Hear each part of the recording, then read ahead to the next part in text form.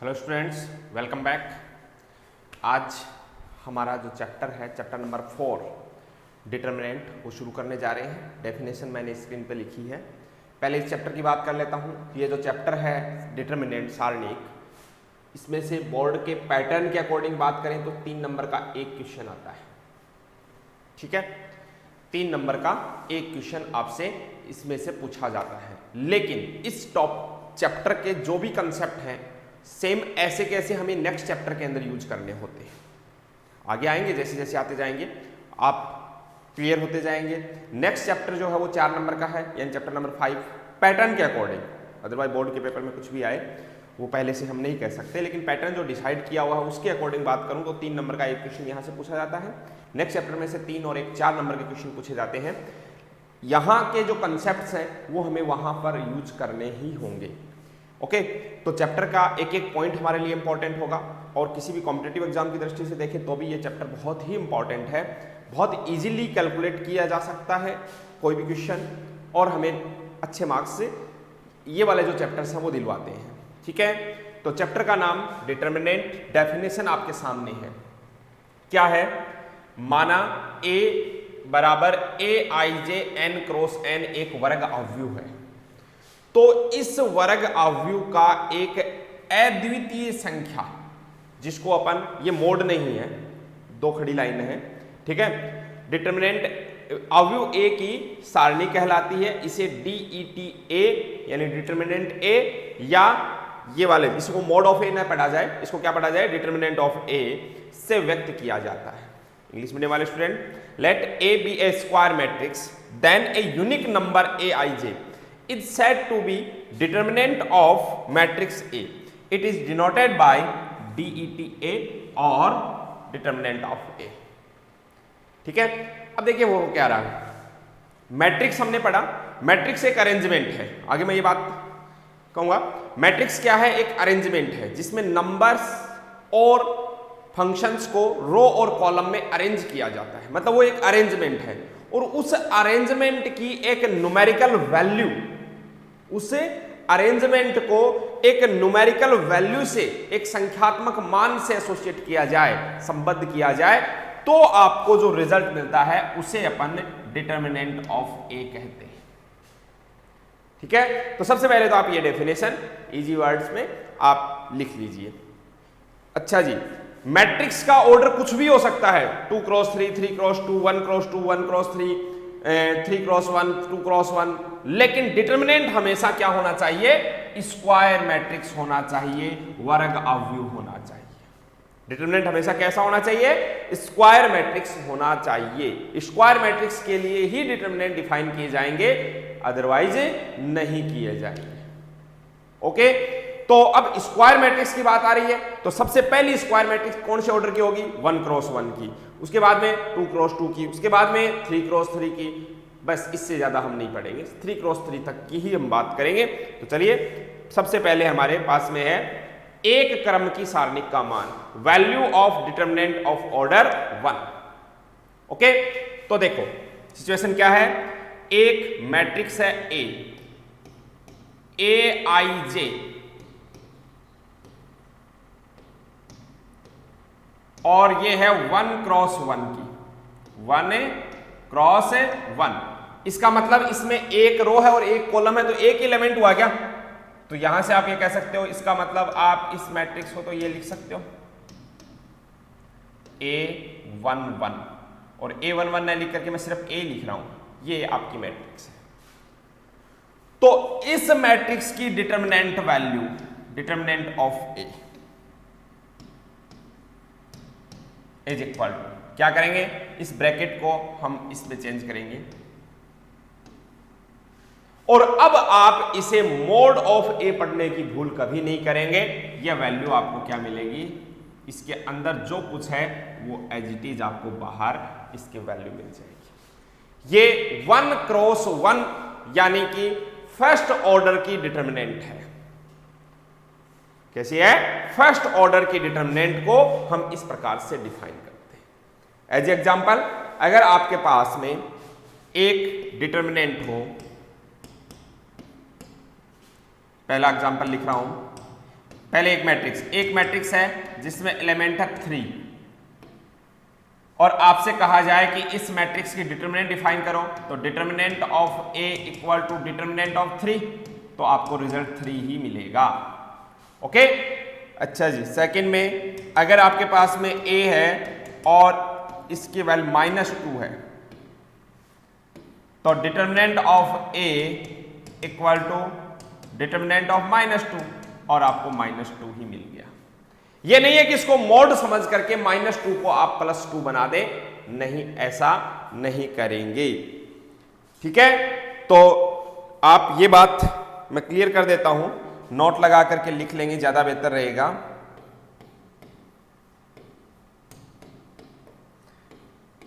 ये जो है वो क्या है, डिटरमिनेंट ऑफ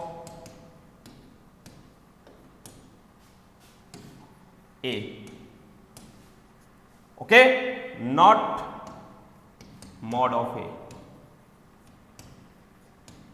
इसे आप मॉड ऑफ ए पढ़ने की भूल न करेंगे। ठीक है, समझ जाओगे क्वेश्चंस में कि ये मैट्रिक्स डिटरमिनेंट का क्वेश्चन है या फिर ये मॉड फंक्शन यूज कर रहा है, तो मोड नहीं है। ये मोड अगर होता है तो क्या करता है, नेगेटिव नंबर को पॉजिटिव में बदल देता है, जबकि ये मोड नहीं है, ये क्या है, डिटरमिनेंट है।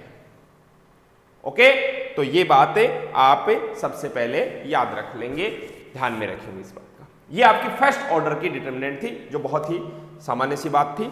अब मैं बढ़ता हूं आगे, सेकंड ऑर्डर की डिटरमिनेंट, द्वितीय क्रम की सारणिक का मान, value of determinant of order 2। Second order की अगर डिटरमिनेंट है तो देखिएगा, एक मैट्रिक्स है ए और वो ऐसे लिखी हुई है AIJ और यहां पर ऑर्डर है 2 क्रॉस 2। इसका मतलब आपकी जो मैट्रिक्स है उसमें 2 रो हैं और 2 कॉलम है, तो मैट्रिक्स ए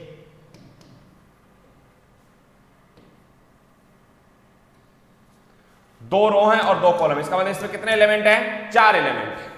तो इन चारों एलिमेंट्स को मैं कैसे लिखूंगा, A1 B1 A2 B2, ये ले लेता हूं, A1 B1 A2 B2। बहुत ही ध्यान से देखना। अब अगर यहां से इसकी डिटरमिनेंट चाहिए आपको, क्या, डिटरमिनेंट ऑफ ए, तो डिटरमिनेंट ऑफ ए क्या हो जाएगी, बस ये लाइन है उनको सीधा बना दें, A1 B1 A2 B2, और इसकी जो वैल्यू है वो कैसे कैलकुलेट की जाती है, ये देखिएगा। Determinant of A is equal to, cross multiply किया जाता है, मतलब A1 B2, A1 को मल्टीप्लाई किससे किया जाएगा, B2 से, और A2 को किससे मल्टीप्लाई किया जाएगा, B1 से, A2 B1, और बीच में माइनस, ये आपकी डिटरमिनेंट की वैल्यू होगी। क्रॉस मल्टीप्लाई करके, पहले फॉरवर्ड डायरेक्शन में, मतलब ये कहें कि प्रिंसिपल डायगोनल के एलिमेंट्स को मल्टीप्लाई करेंगे और फिर जो अदर डायगोनल है उसके एलिमेंट्स को मल्टीप्लाई करेंगे और बीच में माइनस का साइन लगाएंगे। इस प्रकार से आप सेकंड ऑर्डर की डिटरमिनेंट की एक न्यूमेरिकल वैल्यू मिल जाएगी आपको। इसके लिए मैं अगर एक एग्जांपल लूं तो ज्यादा बेहतर रहेगा। आपके पास में है एग्जांपल में एक मैट्रिक्स है ए, 2 क्रॉस 2 ऑर्डर का, 2 3 -1 और 4, ये एक मैट्रिक्स है। मैं इस मैट्रिक्स की डिटरमिनेंट वैल्यू चाहता हूं, तो क्या करूं, डिटरमिनेंट ऑफ ए, पहले डिटरमिनेंट बनाएंगे। ऐसे नहीं है कि मैट्रिक्स में मल्टीप्लाई करना शुरू कर दोगे, नहीं, मैट्रिक्स का कोई भी न्यूमेरिकल वैल्यू नहीं होती है, हमें उसको डिटरमिनेंट में बदलना होगा। 2 3 -1 4, अब इसकी जो वैल्यू है वो कैसे कैलकुलेट की जाएगी, determinant of A equal to 2 multiply by 8, तो 2 मल्टीप्लाई बाई 4, ठीक है, और -1 मल्टीप्लाई बाई 3, -1 मल्टीप्लाई बाई 3 और बीच में माइनस, ध्यान रखें। तो ये कितना हो गया, 8 और माइनस माइनस +3, यानी इस मैट्रिक्स की डिटर्मिनेंट वैल्यू क्या मिली आपको? 11 मिली। 11 क्रॉस मल्टीप्लाई करना है पहले प्रिंसिपल डायगोनल के एलिमेंट्स को और फिर जो रिमेनिंग डायगोनल है उसके एलिमेंट को मल्टीप्लाई करना है, बीच में माइनस साइन यूज करना है। ओके, ध्यान रखना इस बात का, बहुत ही केयरफुली आपको कैलकुलेशन करनी है, कहीं पर भी मिस्टेक नहीं होनी चाहिए। ये आपकी सेकंड ऑर्डर की डिटर्मिनेंट है, नोट कर लेंगे फटाफट। मैं इन एलिमेंट्स को a11, a12, a21, a22 भी लिख सकता था, लेकिन ये समझने की ज्यादा बेहतर रहता है a1, b1, a2, b2। ठीक है, आगे बढ़ते हैं। 3 क्रॉस 3 यानी तृतीय क्रम की सारणिक का मान, value of determinant of order 3। तो थर्ड ऑर्डर की मैट्रिक्स पहले लिखता हूं, A is equal to aij। कौन से ऑर्डर का?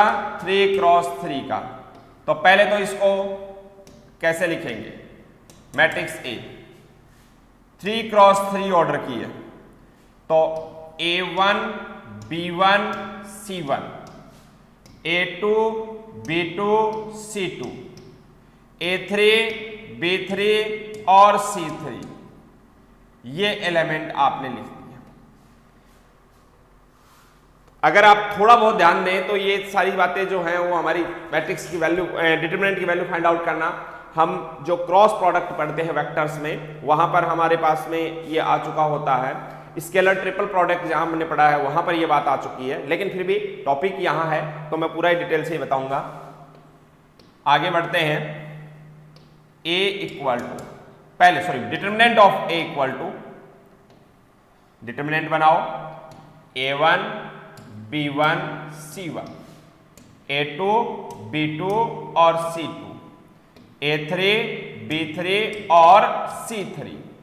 अब इसकी वैल्यू देखो कैसे कैलकुलेट की जाती है, बहुत ही ध्यान से देख लेना। 3 क्रॉस 3 ऑर्डर की डिटर्मिनेंट है, उसकी वैल्यू कैलकुलेट कैसे की जाती है? इधर देखें, determinant of A is equal to, जैसा मैंने कहा आपको मल्टीप्लाई वैसे ही करना है क्रॉस। सबसे पहले आपने मल्टीप्लाई किया A1 B2 A3, मल्टीप्लाई करेंगे किसको? A1 B2 A3, A1 B2 sorry C3 है, सॉरी C3, मल्टीप्लाई कर दिया। अच्छा जी, सिर्फ आप इसको और इसको माइनस कर देते, ध्यान देना, इसको और इसको माइनस कर देते तो ये वाले एलिमेंट तो बच ही जाते, तो सभी शामिल होने चाहिए कैलकुलेशन में। तो अगला जो काम है वो क्या है? देखो, मल्टीप्लाई करेंगे, इसके आगे ऊपर चलो, इन दोनों को मल्टीप्लाई किया और इधर से 2 इधर से 1। पहली बार में समझ लेना इस चीज को, इन दोनों के साथ में मल्टीप्लाई किसको करना है? A3 को। मतलब ये आपके पास में क्या बन गया? Plus B1 C2 A3। फिर उसके बाद में आपको क्या करना है? इधर से C1 लिया और इन दोनों को लिया। देखो डायगोनल में 3 आ गए, डायगोनल के ऊपर देखा तो 2, तो नीचे से 1, ऊपर से 1 नीचे से 2, ये एलिमेंट लेते चलो। C1 का मल्टीप्लाई किससे होगा? A2 और B3 से, तो C1 A2 B3, इनको मल्टीप्लाई कर दिया आपने, ठीक है। फिर बीच में माइनस लगाया। अब आपने जो काम किया है ध्यान देना,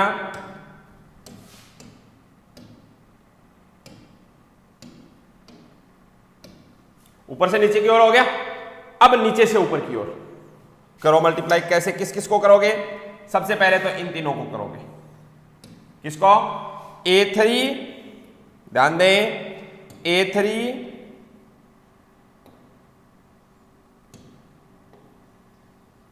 B2 C1, किसको? A3 B2 C1।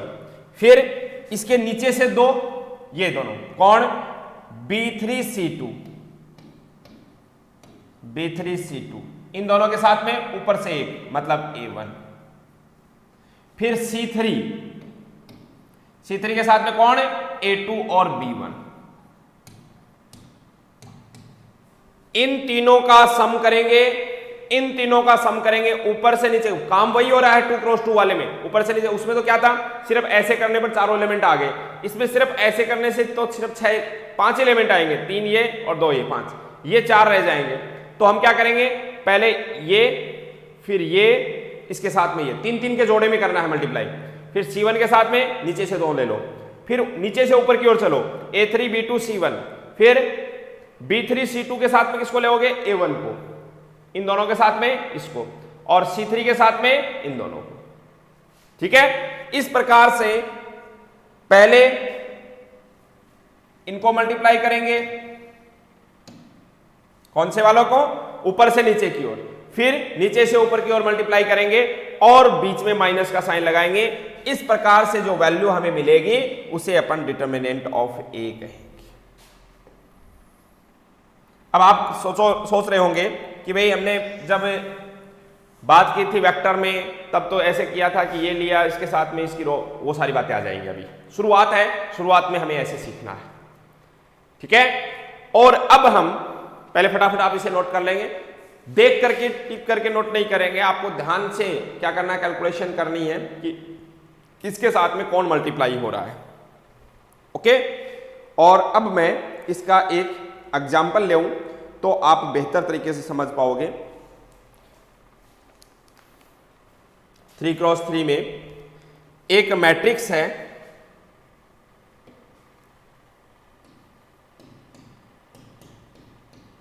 एक मैट्रिक्स है 1 2 0 2 3 1 और 3 0 2, और हमें इस मैट्रिक्स की डिटर्मिनेंट वैल्यू चाहिए। तो इसकी डिटर्मिनेंट वैल्यू के लिए पहले तो इसको डिटर्मिनेंट फॉर्मेट में लिखो। Determinant of A is equal to 1 2 0 2 3 1 3 0 2। ठीक है, अब इसकी वैल्यू कैसे कैलकुलेट कर रहे हैं आप वो देखिएगा। Determinant of A is equal, बहुत ही ध्यान से देखना, 1 3 2 ये डायगोनल के एलिमेंट है तो इनको मल्टीप्लाई कर दो। किस किस को? 1 इंटू 3 इंटू 2 मल्टीप्लाई कर दिया।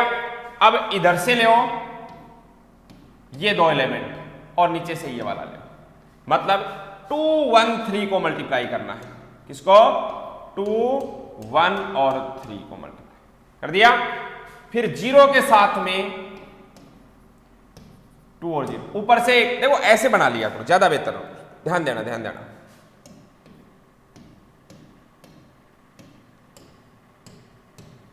कैसे? ऐसे बना लो, ज्यादा बेहतर रहेगा। ये बनाया, ये ऐसे ऊपर से नीचे की ओर ऐसे बना लो। फिर देखो एक लाइन में ये 3 आ गए, तीनों को मल्टीप्लाई कर दिया। इसमें 2 ही आए तो फिर ढूंढो इसके अपोजिट साइड में एक कहां पर आ रहा है, अकेला ये रहा। तो 2 1 और 3 को, ये एक ही आया, इसके अपोजिट साइड में 2 और 0 आ गए। ठीक है ना, तो 0 multiply by 0 multiply by 2 multiply by 0। ये तो क्या हुआ है, ऊपर से नीचे की ओर कैलकुलेशन। अब हम करेंगे नीचे से ऊपर की ओर कैलकुलेशन। ठीक है, कैसे करेंगे? ऐसे बना लो। ठीक है, तो माइनस लगाया बीच में, 3 into 3 into 0, 3 into 3 into 0 plus bracket लगा देना, 0 इंटू 1। अब इधर से 2 ही आए, ऊपर से 1 ले लो, इंटू 1 प्लस 2, नीचे से 1 है, ऊपर से ये 2 एलिमेंट ले लो, 2 इंटू 2 इंटू 2। ये लो जी। अब यहां से बताएंगे डिटर्मिनेंट ऑफ ए की वैल्यू।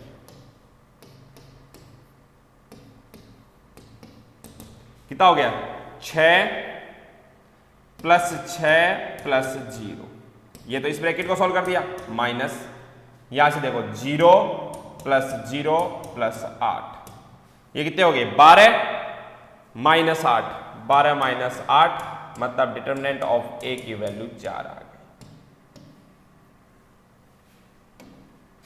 बहुत ही ध्यान से आपको ये कैलकुलेशंस करनी है। ओके, तो ये प्रोसेस है, इसको हम सारूस फॉर्मूला भी बोलते हैं।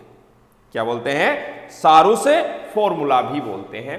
एक और एग्जांपल आपके लिए ले रहा हूं और उसे भी हमें अभी सॉल्व करेंगे अपन, से और ज्यादा क्लियर हो जाएगी हर बात। इसे आप नंबर 1 दे देना। सेकेंड एग्जांपल,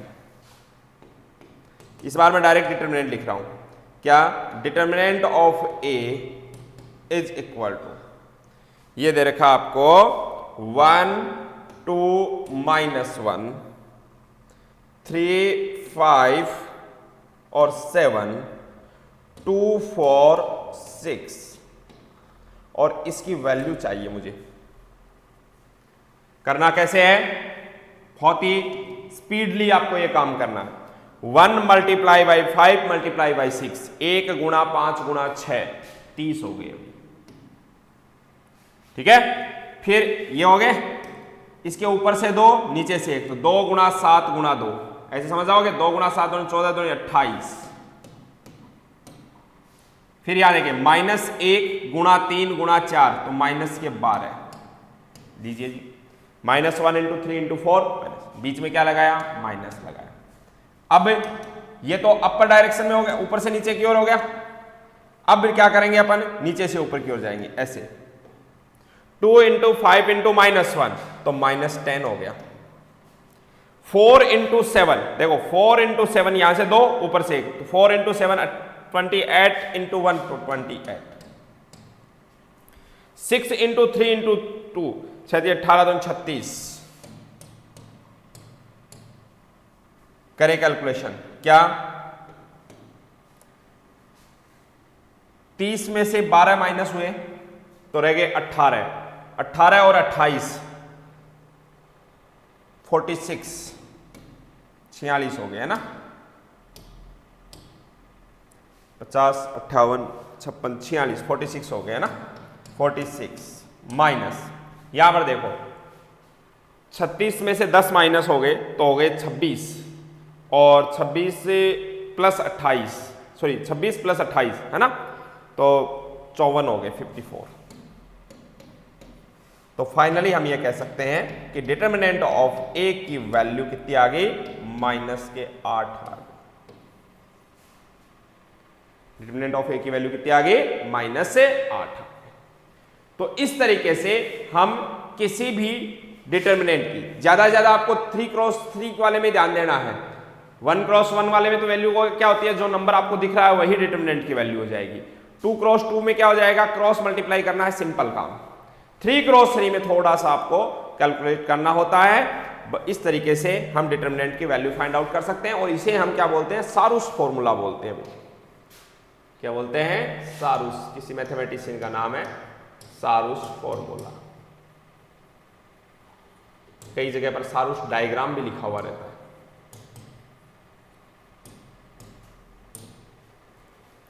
ओके, तो ये काम करने के बाद मैं आगे बढ़ रहा हूं। यहां तक मुझे नहीं लगता कि आपको कोई प्रॉब्लम है। यूज करते हैं हम डिटरमिनेंट को बहुत जगह पर। अब आ जाओ सारणिक के उप सारणिक तथा सहखंड, minors and cofactors of a determinant. ये क्या होते हैं? आप माइनर्स और कोफैक्टर्स। इसके लिए मैं 3x3 के एक डिटरमिनेंट को लूंगा। ओके, इसको ले रहा हूं समझने के लिए। 3x3 ऑर्डर का एक डिटरमिनेंट। अच्छा, एक और बात रह गई कि डिटरमिनेंट को अगर ऐसे लिखा हुआ ना, मैट्रिक्स ए इक्वल टू दे रखा है, तब उसका डिटरमिनेंट लिखना है तो डिटरमिनेंट ऑफ ए ऐसे लिखते हैं। अगर आपको डायरेक्ट डिटरमिनेंट लिखना है तो आप डेल्टा साइन यूज करते हैं डिटरमिनेंट लिखने के लिए। ओके, तो ध्यान रखना इस बात का। अच्छा, जो भी बात हमें आगे समझनी है, जो भी कैलकुलेशन हमें करनी है, वो मैं 3x3 से करूंगा ज्यादा। ओके, समझिएगा। एक डिटर्मिनेंट है आपके पास में 3x3 ऑर्डर का।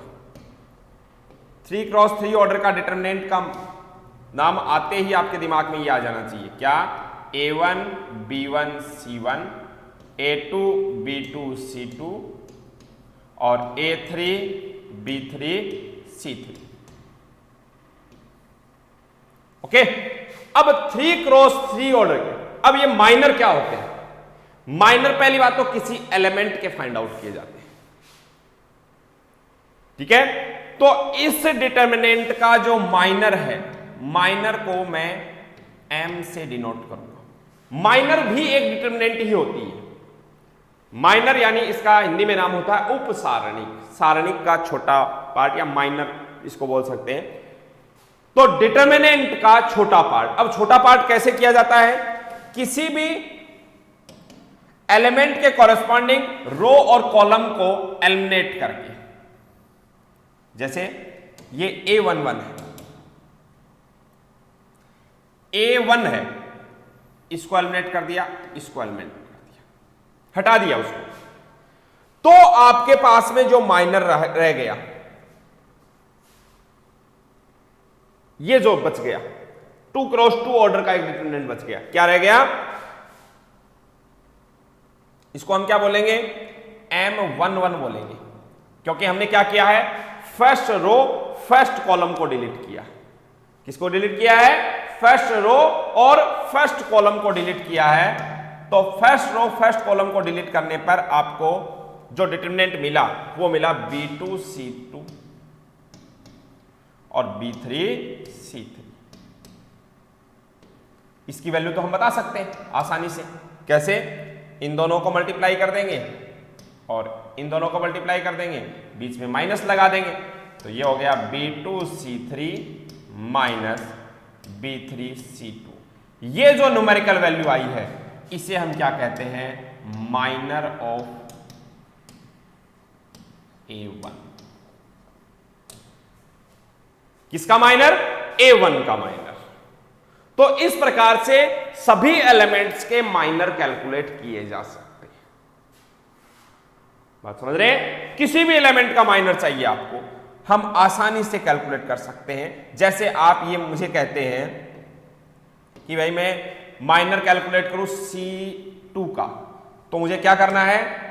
C2 की रो को और C2 के कॉलम को डिलीट करना होगा, ठीक है। C2 की रो और C2 के कॉलम को डिलीट करना होगा। तो अब मैं माइनर का क्या नाम दूंगा? M। सोचो मैंने क्या किया है? मैंने सेकंड रो और थर्ड कॉलम को डिलीट किया है, तो सेकंड रो और थर्ड कॉलम, ठीक है। तो अब ये ब्लू वाली लाइन को समझे कि ये तो डिलीट हो गए, तो बचे कौन? A1 B1 और A3 B3। इसकी वैल्यू हम कैलकुलेट कर सकते हैं क्या? A1 B3 minus A3 B1, एक न्यूमेरिकल वैल्यू आएगी, इसे आप क्या कहोगे? Minor of C2। Minor of है C2। कौन से एलिमेंट का है माइनर? C2 का। तो किसी भी डिटर्मिनेंट के किसी भी एलिमेंट की माइनर कैलकुलेट करनी हो तो माइनर कैसे होगा? उस एलिमेंट की रो और कॉलम को डिलीट कर दो। डिलीट करने से अगर आपकी डिटर्मिनेंट 3x3 की है तो देखिए माइनर 2x2 के आ रहे हैं। अगर आपकी डिटर्मिनेंट 2x2 की हो तो माइनस जो होंगे वो 1x1 के आएंगे, ठीक है। यानी जो ऑर्डर आपकी डिटर्मिनेंट का है उससे एक कम ऑर्डर आएगा, किसका? माइनर का। और इस प्रकार से एक न्यूमेरिकल वैल्यू हमें किसी भी एलिमेंट के कॉरेस्पॉन्डिंग मिलेगी जिसे हम माइनर कहेंगे। ओके, तो ये तो काम हो गया इसका माइनर का, उपसारणी का। अब नाम आता है कोफैक्टर। कोफैक्टर भी सेम इसी प्रोसेस से कैलकुलेट किया जाता है, बट कोफैक्टर में साइन का ध्यान में रखा जाता है, प्लस माइनस का ध्यान रखा जाता है, और वो डिसाइड किस प्रकार से किए जाते हैं। मैं पहले कोफैक्टर के लिए एक फॉर्मूला आपके सामने लिख देता हूं कि किसी भी एलिमेंट का कोफैक्टर, या ये कहूं कि किसी भी रो आई J is equal to M आई जे ही होगा, लेकिन इसके साथ में -1 की पावर आई प्लस जे हो। ये क्या है? कोफैक्टर है, सहखंड है।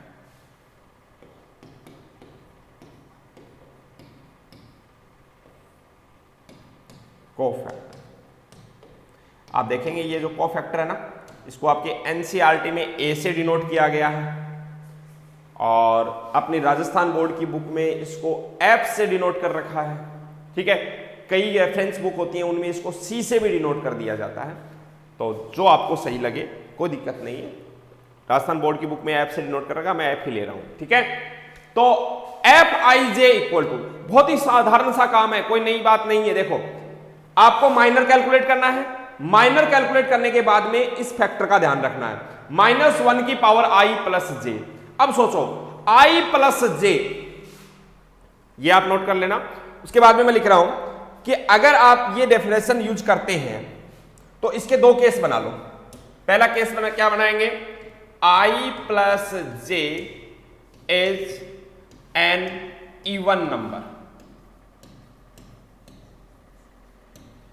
First case. और सेकंड के अंदर अपन बात करें कि अगर i plus J is an odd number, मतलब सम संख्या और विषम संख्या,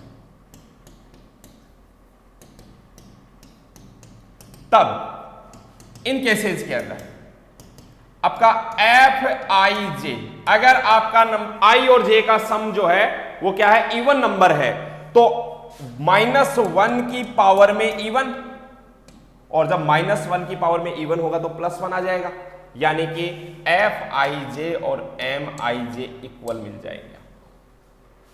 लेकिन ओड नंबर के केस में F I J is equal to, यहां पर पावर में क्या होगा? ओड नंबर, -1 पर पावर ओड है तो माइनस बनेगा, तो ये -MIJ।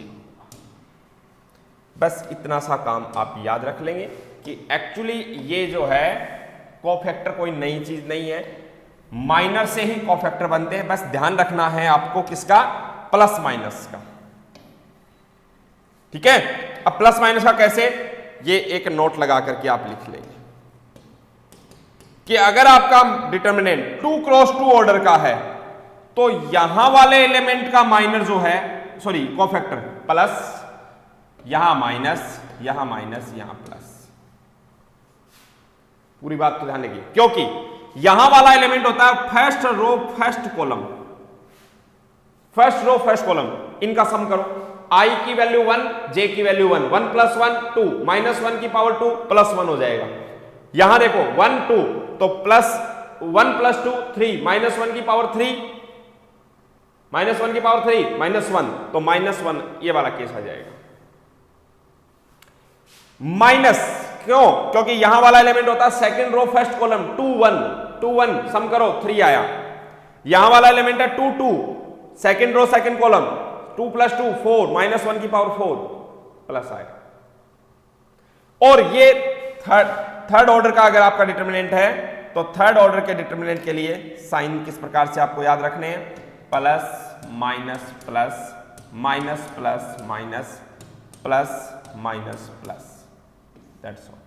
इतना काम याद रख लोगे काफी है।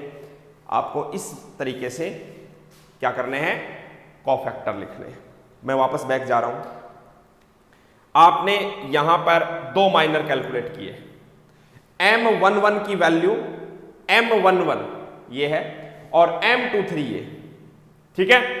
तो अगर मैं आपसे कहूं कि बताओ F11 क्या होगा, F11, तो आप कहेंगे F11 M11 के इक्वल ही होगा। क्यों? क्योंकि 1 + 1 2 इवन नंबर है, सम संख्या है। जबकि मैं कहूंगा F23 कितना होगा, तो F23 2 + 3 5, 5 कैसा नंबर है? ओड नंबर है। ओड नंबर के केस के अंदर F23 जो है वो M23 आएगा, लेकिन उसके पीछे माइनस साइन अपनी ओर से और लगा देंगे। यदि ये ऑलरेडी माइनस में आए तो वो प्लस हो जाएगा, और ये अगर ऑलरेडी माइनस में आए तो माइनस ही रहेगा, हुआ है ना, क्योंकि यहां पर F11 और M11 इक्वल आ गए, और यहां पर F23 और M23 क्या है? अपोजिट साइन के आएंगे। बस इतनी बात याद रख लो, काफी है। मैं एक दो एग्जाम्पल से ये बात और ज्यादा क्लियर करता हूं।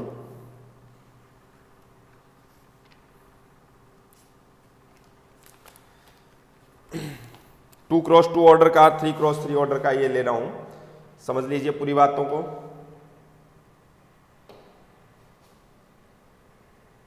ये तो टॉपिक बाद में आएगा, पहले अपने को माइनर कॉफैक्टर को समझना है। क्या है? एग्जाम्पल, आपको एक डिटरमिनेंट दे रखा है, क्या? -3, 2, 1 और 5। कौन से ऑर्डर का है? 2 क्रॉस 2 ऑर्डर का है। और मैं आपसे कहूं कि एलिमेंट 1 के लिए, किसके लिए? एलिमेंट 1 के लिए आपको क्या करना है? माइनर और कोफैक्टर दोनों लिखने हैं। किसकी बात हो रही है? एलिमेंट 1 की। तो एलिमेंट 1 के लिए हम क्या करेंगे? 1 की रो को और 1 के कॉलम को डिलीट कर देंगे। कर दिया? अब बचा सिर्फ 2। अब सुनिएगा, यहां से अगर मैं लिखना चाह रहा हूं माइनर, तो पहली बात तो माइनर को नाम क्या दूं? मैंने क्या किया है? सेकंड रो और फर्स्ट कॉलम को डिलीट किया, तो इसका नाम दूंगा मैं 2, 1। अब इनको डिलीट करने के बाद भी सिर्फ 2 रह गया, तो ये 2 ही मेरे लिए क्या है? इसकी वैल्यू 1। जैसे मैंने क्या कहा कि जिस ऑर्डर का डिटरमिनेंट होगा उस ऑर्डर, उससे एक कम ऑर्डर का माइनर आएगा। अब माइनर आ गया। अब यहां से माइनर से कोफैक्टर, इस माइनर से कोफैक्टर F21, इतना ध्यान रख लो बस।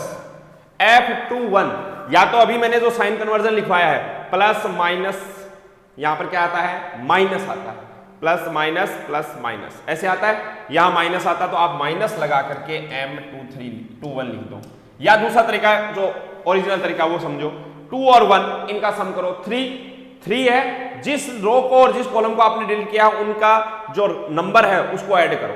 2 + 1 3 है, तो कैसा नंबर है? ओड के केस के अंदर जो कोफैक्टर है वो माइनर के अपोजिट साइन का आएगा। माइनर कितना आया? 2, तो कोफैक्टर कितना आएगा? -2।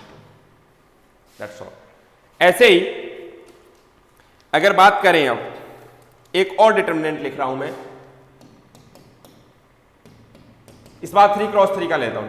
डेल्टा इक्वल टू 3 क्रॉस 3 का डिटरमिनेंट है 1 -2 3 7 0 5 -3 -1 4। और इसमें मैं आपसे कहूं कि इस एलिमेंट 3, ये जो एलिमेंट आपको दिख रहा है ना 3, एक तो 3 दिख रहा है, इसका क्या करना है? माइनर कैलकुलेट करना है, और एक 7 का माइनर कैलकुलेट करना है। और माइनर नहीं, दोनों चीज करनी है, कोफैक्टर भी कैलकुलेट करना है। तो सबसे पहले मैं 3 की बात करूं। 3 के लिए क्या करूंगा? इस 3 की रो को और 3 के कॉलम को डिलीट कर दूंगा। कर दिया? अब बताओ,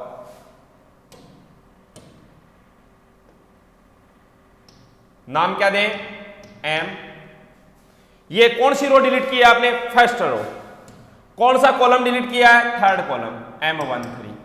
अब बताओ डिलीट करने के बाद में क्या बचा? 7 0 -3 -1, ये रह गया क्या? 7 0 -3 -1। वैल्यू बताइए। 7 × -1 -7, ठीक है। फिर -3 × 0 तो कुछ भी माइनस नहीं करना, -7 आ गया। M13 की वैल्यू क्या आ गई? -3। अब यहां से F13 चेक करो क्या होता है sign conversion? Plus minus plus होता है। जहां प्लस है वहां पर क्या होगा? कोफैक्टर और माइनर बिल्कुल सेम होंगे। कोफैक्टर और माइनर बिल्कुल सेम होंगे, मतलब -7 ही कोफैक्टर हो जाएगा। ओके, आप ये मत सोचिए कि प्लस माइनस, यहां प्लस का आना चाहिए ना, प्लस जहां साइन लगाया था मैंने इस साइन कन्वर्जन में, जहां प्लस लगाया है वहां पर कोफैक्टर और माइनर सेम साइन के हैं, और जहां माइनस लगाया है वहां पर कोफैक्टर और माइनर अपोजिट साइन के होंगे। बस इतना ध्यान रखो। अब आगे बढ़ते हैं। मैंने क्या कहा आपसे, और दूसरा क्या फाइंड आउट करना आपको 7 के लिए, तो 7 की रो को और 7 के कॉलम को डिलीट कर दो। 7 की रो कौन सी है, तो आप कहेंगे सेकंड रो है। कौन सी रो है 7 की, सेकंड। 7 का कॉलम कौन सा है, फर्स्ट। डिलीट करने के बाद ब्लू वाला सोचो, ये ब्लू वाला डिलीट हो गया तो क्या बचा, -2 3 -1 4, -2 3 -1 4। अब अगर आप वैल्यू कैलकुलेट करेंगे तो ये देखो कितना हो गया, -8, माइनस का 8, फिर माइनस और ये -3, तो -8 -3, तो +3 हो गया, तो -5 आ गया।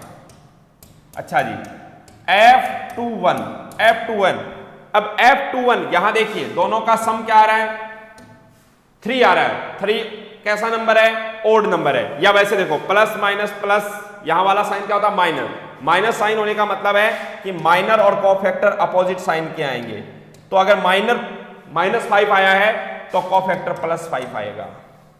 बस इतनी बात ध्यान में रख लो कि सफिशिएंट है। और ले रहा हूं मैं, ठीक है। अब थर्ड एग्जांपल में थोड़ा सा काम स्पीडली करना है। क्या, डेल्टा इज इक्वल टू 7 4 -1, फिर है -2 3 और 0, 1 -5 2। ये एक डिटर्मिनेंट है। और फिर क्या करना है इस डिटर्मिनेंट में,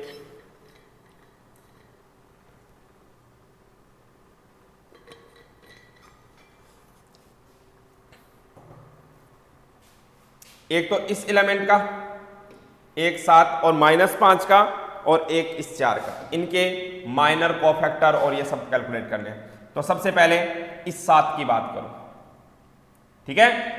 तो इसमें जो पहला पॉइंट बना आपका वो 7 के लिए, बहुत ध्यान से देख लेना। 7 के लिए आपको क्या लिखना पड़ेगा, पहली बात तो M11 लिखूं क्या, क्योंकि 7 फर्स्ट रो में है और फर्स्ट कॉलम में है, तो first row first column delete हो गए। अब देखो 3 0 -5 2, क्या बचा, 3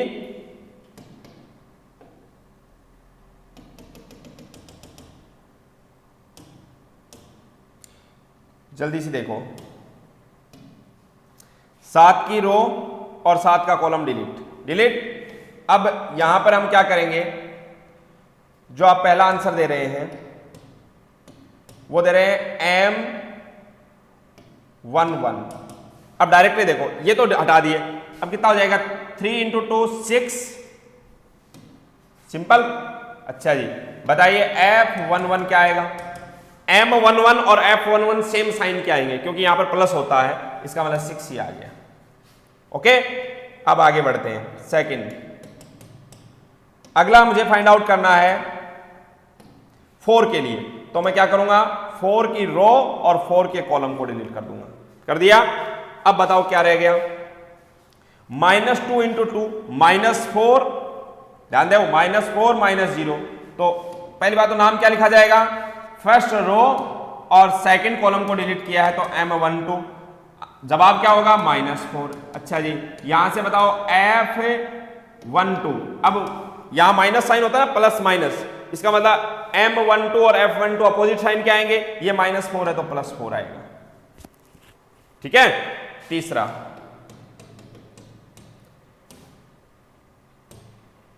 किसके लिए चाहिए आपको, -5 के लिए। तो देखो -5 के कॉलम को और -5 की रो को डिलीट कर दो। कर दिया।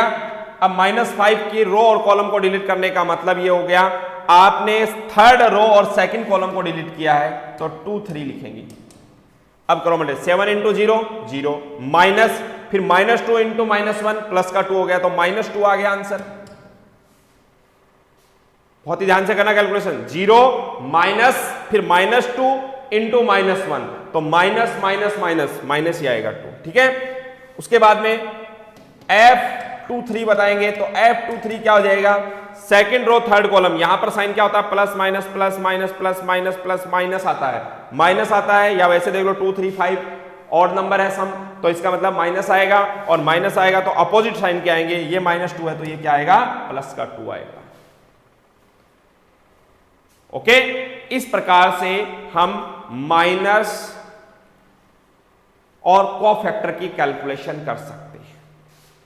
अब अगला जो टॉपिक है अपना, एक्सपेंशन ऑफ डिटरमिनेंट, सारणिक का प्रसार। बहुत ही आसान सा काम। आपने सारूस फॉर्मूला देख लिया, अब मैं डिटरमिनेंट का एक्सपेंशन प्रसार देखो कैसे कर रहा हूं। एक डिटरमिनेंट है, इसमें एलिमेंट है A1 B1 C1, A2 B2 C2, A3 B3 और C3। मेरे पास में इसकी वैल्यू कैलकुलेट करने के 6 तरीके हैं। एक तो है पहले से ही, अब यहां से 6 तरीके हैं, देखिएगा। नंबर 1, नंबर 2,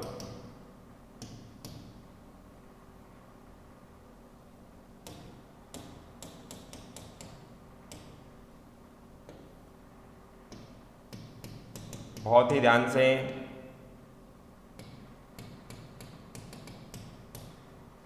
सबसे पहले मैं क्या करूंगा, इस डिटरमिनेंट की वैल्यू डेल्टा इक्वल, सबसे पहला तरीका है कि मेरे पास में मैं क्या करूं, फर्स्ट रो लिख दूं। फर्स्ट रो के एलिमेंट है A1 B1 C1। अब इनके साइन लगा दो प्लस माइनस वाले, तो प्लस माइनस वाले साइन लगाएंगे तो ये प्लस लिखने की जरूरत नहीं है, ये माइनस और फिर plus, alternate plus minus plus, ठीक है। और साथ में इनके माइनर लिख देता हूं। A1 का माइनर, जिसको नाम क्या दूंगा मैं, M11 दूंगा, क्योंकि A1 first row first column में है, तो फर्स्ट रो फर्स्ट कॉलम को डिलीट करके माइनर मिलेगा। यहां मैं नाम दूंगा M12 और यहां नाम दूंगा M13, ठीक है। अच्छा जी, ऐसे ही अगर मैं सेकंड रो लेता हूं तो A2 B2 C2, 6 तरीके देखना, पहले 3 निकल के आएंगे, फिर 3 और निकल के आएंगे। अब A2 B2 C2, अब इनके साइन कैसे लगेंगे, A2 का साइन माइनस, हाँ अगर मान लो क्वेश्चन में A2 ऑलरेडी माइनस है, आप माइनस और लगा के उसको प्लस बना देंगे, ठीक है।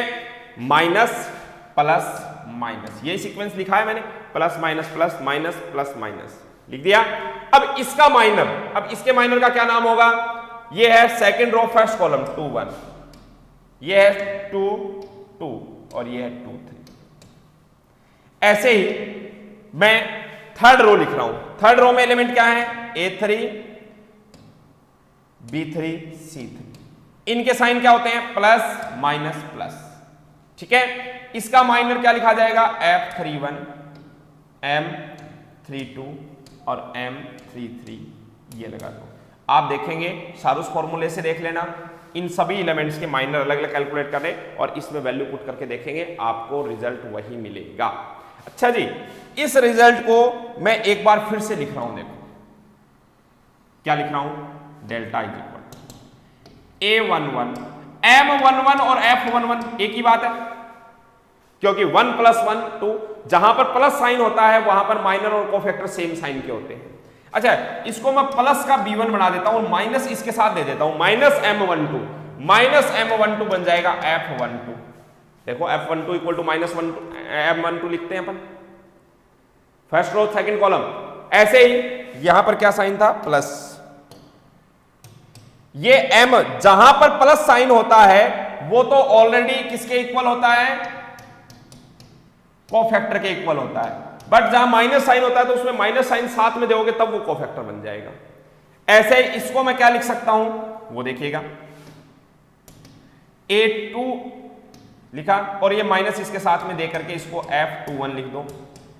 इसको माइनस देने की जरूरत नहीं है, ये सीधा ही F22 बन जाएगा। इसको भी प्लस बना दो, माइनस M23 के साथ में दे दो, ये बन जाएगा F23। यहां पर भी यही कहानी होगी, क्या, delta is equal to A3 F31 B3 F32, minus इसके साथ में दिया तब ये F32 बना, यहां पर ये ऑलरेडी बराबर भी होते हैं दोनों, तो F33। एक तो ये तरीका है। 3x3 के लिए लिखा है मैंने, 2x2 के लिए आप समझ जाओगे, अपने आप कर सकते हो। तो आगे से हम क्या करेंगे, कैसे वैल्यू कैलकुलेट करेंगे, जैसे एक्सपेंशन कैसे करेंगे, फर्स्ट रो के एलिमेंट लिख लेंगे, फिर फर्स्ट एलिमेंट के साथ में क्या करना है, इसकी रो इसके कॉलम को डिलीट करके ये दोनों ये लिख देंगे, सेकंड एलिमेंट के साथ में इसकी रो इसके कॉलम को डिलीट करके ये लिख देंगे, थर्ड के साथ में इसकी रो इसके कॉलम को डिलीट करके ये लिख देंगे, जो कि हमने आई जे के कैप में लिखा है, याद करो, उसमें क्रॉस प्रोडक्ट के अंदर वो एक्सपेंशन ये यहां से आएगा। कैसे आएगा नेक्स्ट लेक्चर में और डिस्कस करूंगा। अभी मैं क्या कर रहा हूं, दूसरा ऑप्शन देखिए, 6 ऑप्शन और हैं अपने पास में वैल्यू कैलकुलेट करने के।